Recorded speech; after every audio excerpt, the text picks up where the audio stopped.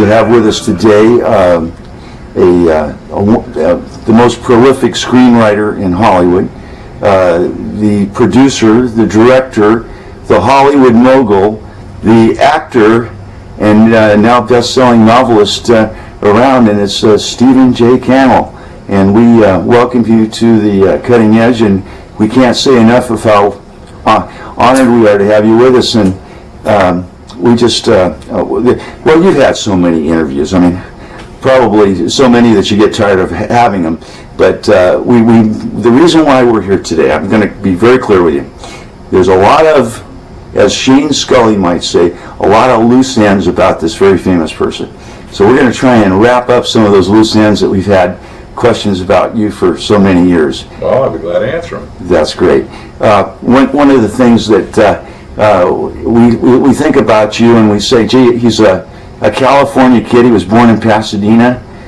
He's sort of the poor, rich kid that grew up in a wealthy family that had a few physical problems. He goes to a high school. He meets his lifelong partner in crime and life, and gets married to her. Has a lot of things happen, and has this unbounding determination to become a writer. So we're going to try to step back some bit with you, which you're probably really bored of. But well, let me correct one thing. I have no physical problems. Oh no, I have a learning problem. It was a very different thing. All right, we're talking about the dyslexia, and I just wanted to get that out off the table. I was an athlete in high school. That's what I'm telling you. I wasn't I had no physical trouble. It was all mental. So. I don't think it was any of that either. But moving right along, you worked for your dad driving truck, but at 16 you had determined that you wanted to do something in the movie business. So we got to take it. We found out, we did a little homework. We found out you were at Oregon, and you ran into a great writing instructor, and he kind of said, you got it. No matter what you do, you should keep doing it. And so what happened after Oregon, and how did you meet your wife? That was, Anna wanted to know that very badly. Okay. Well, I met my wife in the 8th grade. And actually I was in the 9th grade. I was the older man. And I saw her in the school, and I thought, oh my God, who is that? And so I actually rigged a tennis tournament. They were having a doubles tournament, and I got her as my partner. And I got to get to know her, and then started to date her, and we went steady in the 8th grade. So she's been my life love. I've had other girlfriends when I was in college. Is it 40 years? Is that correct? 40 years. Last week? Last week, yeah. And but way beyond that, if you count the 8th grade on, until we got married when we were 21. So yeah, I mean, she's been. Now, did she go with you to Oregon when she? No, she went to Cannell, Berkeley. She was a very good student. I was a very bad student. I went to the University of Oregon. I wanted to play football up there, and didn't get my ride because of my academics. And my grades were so bad. I was the only incoming freshman at the University of Oregon that had what they call a 3-stay-9. In order to be admitted at the university, I'd have a 4-stay-9. And I was the only freshman with a 3. My parents argued and kept me from being thrown out even before I took my first class. So it was quite a struggle for me academically, because I didn't know at the time that I had this learning disability called dyslexia, and that made getting grades really difficult for me. Well, let's get to the chase here. You got married in 1964, and here's some of these loose ends we're talking about here. And where were you? What were you working with, and what were you doing then? Well, we got married, and my first job I got I was a gopher at KTLA, which is a local station here in Los Angeles. I got people coffee, and I worked on a show called 7 Keys, which was a locally produced game show here in Los Angeles, with Jack Nars was the host. And I did that for a year, and then the show got canceled, and they had no job for me at KTLA after the show got canceled. So I was back on the street. I was now married. Marcia and I were planning I don't think we had our first child yet, but we were planning it, and I realized that I had to get another job. And my father had always wanted me to go into Cannell and Chapin, which was our family company. And as you said at the very beginning, I was raised in an upper middle class family. I was never in want of anything. And my dad was my best friend. My dad was, if I have success in life today, it's because of my dad's teachings and because I've always wanted to be like this guy. And whenever I Did he like Marcia? Oh, he loved Marcia. It was like a daughter, and and so he kept after me, son, come into the company, and everything. So I thought, well, I got to get a job. So I went to work for him. He had a series of companies. He was a self-made multimillionaire. My dad did really well from the Depression, where he had nothing, up into in the mid '60s, where he was a very wealthy man. And we're trying to get to that first writing show. I'm trying to get there.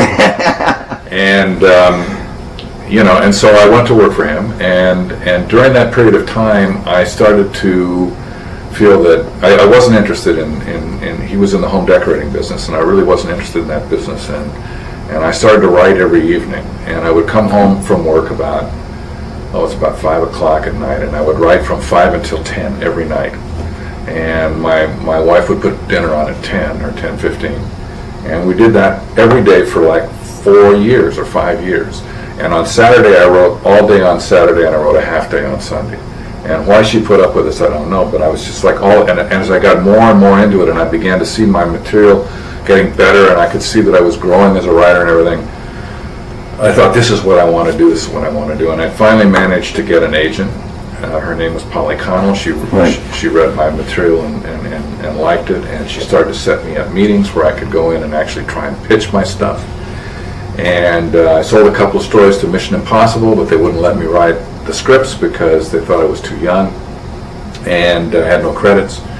And then I finally got an episode of It Takes a Thief, which was just a series on ABC starring Robert Wagner. Right. And I wrote that episode. I got $7,000 for the script. Did you buy 2 Corvettes? You know what? I didn't do that at all. What I did was, my dad was paying me $6,000 a year to work for him. And this one script that I sold got me 7 G's. And I thought, you know what, I can work for a whole year, because I was living at such a low level, Marcia and I were, because I was living at $6,000 a year. Which at that time in '64 was low income, but you could survive. And so I took that $7,000 and put it in the bank, and we lived on it for a year. And I quit my father. And I rented a little office for $80 a week. I was at Goldwyn Studios over here, and I would go in every morning at 8 in the morning. And I thought, if I'm going to have any success here at all, oh, by the way, my Takes a Thief script wasn't shot.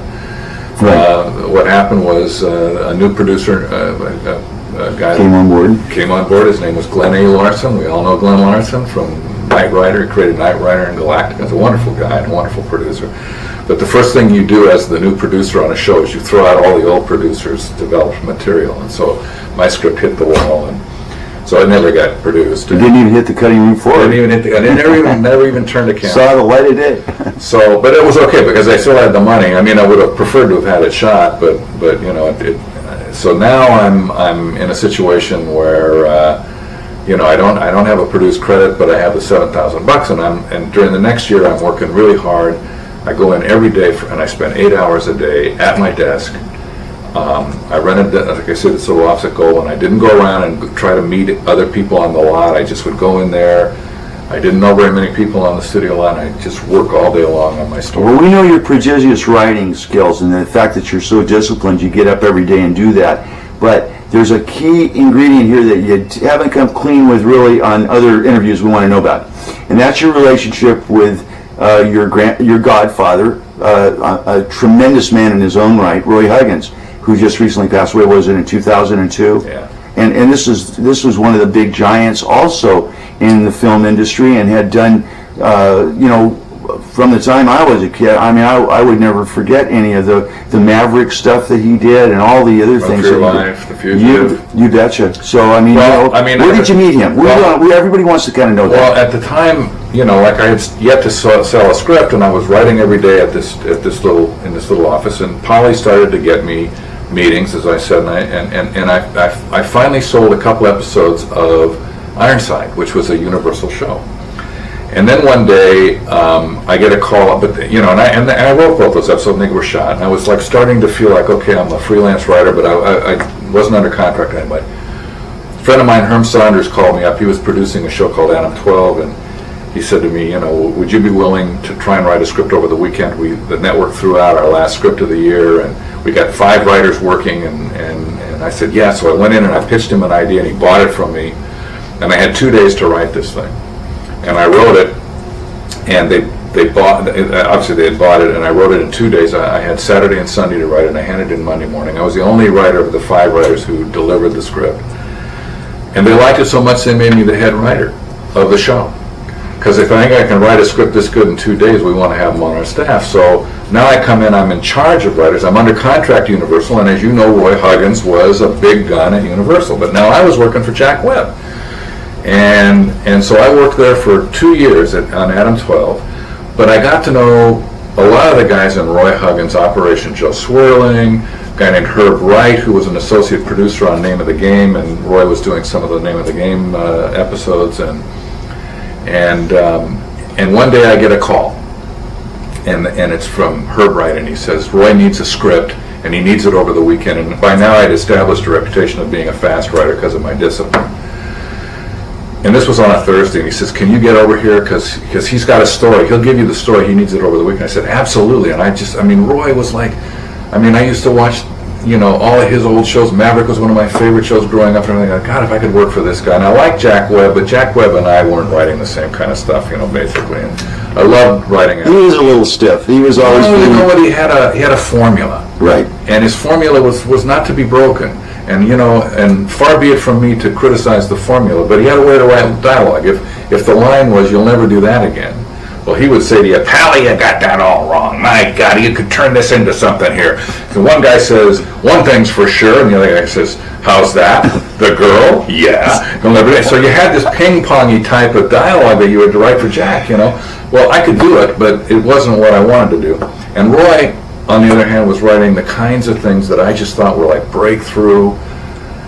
And I'd watch him going across the lot, and he'd walk across the lot, and he'd have a whole entourage trailing behind him. And now, how old are you at this time? I'm 28.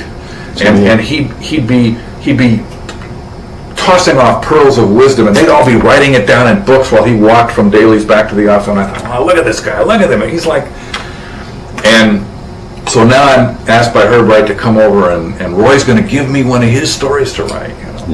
So I go over there, and he pitches me the story. And it's one of the best stories I've ever heard. And he just sits behind his desk and tells it to me. And he says, you want to do it? Storyteller. Oh, he's a wonderful storyteller. And he says, you want to do it? And I said, absolutely, I want to do it. He said, when can you start? Well, as it turned out, I was writing a 2-part Adam 12, and I had already finished part 1. And I was like a day and a half away from finishing part 2. And I said, well, Roy, my job is to be the head writer on Adam 12. I really need to finish this 2-parter I'm writing, but I'll have it done by Friday. And he kind of looked at me like that. He said, oh, like that. I said, no, I'll have it. He said, so you can't start today? He said, because we don't have much time. I need this on Tuesday afternoon. I said, Roy, I promise you I will have this for you. Oh. He goes, like that. So he says, well, let me think about it. So I blew the assignment, so now I'm getting, and I knew I could write it in the 4 days that he gave me, but I knew I also had to finish my job for Jack Webb first, because that's where I was employed. And this was just extra. So I go back and I call Joe Swirling, who's a friend of mine and who was Roy's like right-hand guy, and I'm saying, what happened? He said, well, he's